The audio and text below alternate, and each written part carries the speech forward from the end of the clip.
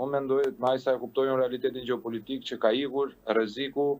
më i madh ose më eminent për të përshkallëzuar një luftë me karakter global.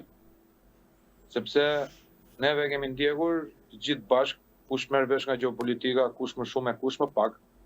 një përçarje brenda NATO-s. Çfarë do thotë përçarje brenda NATO-s? Do thotë që vendet e NATO-s nuk shkuan unanimisht pas Shteteve të Bashkuara të Amerikës në operacionin e koduar Fury në Iran, ku Shtetet e Bashkuara bashkëpunuan me Shtetin e Izraelit duke shpërhapur demokracinë ose duke tentuar të shpërhapin demokracinë dhe të luftojnë në armët e shkatrimit mas, më specifikisht armët ose predhat me kokë bërthamore që prezumohet I zotronte Irani. Ajo çka solli kjo lloj goditje, përpos jetëve të humbura, të cilat janë pjesë kolaterale të luftës,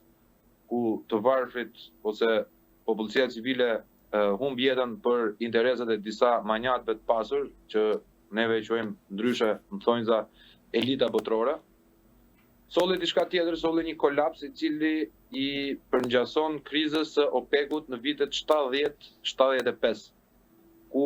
me mbylljen e ngurtësisë së Hormuzit, të gjithë neve, edhe neve shtetet të cilët nuk jemi shumë larg gjeografikisht nga Irani, dhe nuk se kemi përplasje direkte me të, e kemi ndjerë në xhepat tanë, ku nafta, benzina apo hidrokarburët